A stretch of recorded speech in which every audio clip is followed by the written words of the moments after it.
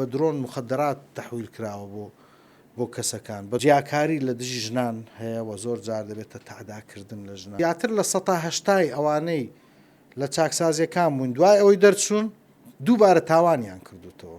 مەسلەی نەبوونی کلاسیفیکیشن یان جیاکردنەوە، یعنی ئەوانەی ئەحکامی بەرزن یان ئەحکامی قورسن لەگەر ئەوانەی کە خەڵکێکی ئەحکامی مامناوەندن یان هەندێک ئەحکامی خەفیفن یان بەس تەوقیف کراوە ئەمان هەمووی دەبێت تەصنیفات هەبێ، نابێت بەندیخانە ببێتە قوتابخانەی فێرکردنی تاوان، نەبوونی بنیەی تەحتی، نەبوونی ژێرخان. یعنی تۆ ئەم بینایانەی هەن زۆربیان هەمووینا ئێستا لە هەولێر ئەو چاکسازی گەوران ئەو تازە دروست کراوە، بەڵام لە زۆربەی شارەکان لە زۆربەی پارێزگەکان تر تۆ کێشەی بینات هەیە.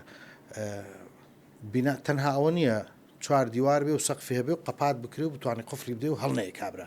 مەجموعەیەک معایر هەیە پێی دەگوترێت معایری ماندێلا بۆ بەندیخانەکان یان بۆ ڕاگیراوەکان، دەبێت ئەم بنەمایانەی تێدا بێ مەسلەی سپیسە، چەند مەساحی هەبێ، یعنی چەند کەس لە چەند مەتردا دەتوانن بژین، مەسلەی خزمەت گوزاریەکانە ئاوە کارەبایە توالێتە گەیشتنە بە حوشە یان گەیشتنە بە ڕۆژی هەتا جیاکاری لە دژی ژنان هەیە و زۆر جار دەبێتە تعداکردن لە ژنان و زۆر کەیسمان هەبووە کە ژنەکان بەکار هاتوون، کەیسمان هەبووە لە بەشێک لە چاکسازیەکانی کوردستان کە بە درۆن مخدرات تەحویل کراوە بۆ کەسەکان، بە درۆن دەهات مخدرات دەیان فرۆش دەیان کڕی. بە دەرەجەی ئەساس ئەگەر سێ گرنگترین پرایۆرتی یان ئەولەویات دابنین کە دەبێت بە زووترین کات چاکبکرێت و یەکەمیان مەسلەی ئەو ڕاگرتنە زۆرانەیە کە دەبێت دادوەر لە هەرێمی کوردستان فێر بێت لە حاڵەتی ئیستیسنایی تەنها لە حاڵەتێکی زۆر جیاواز بێ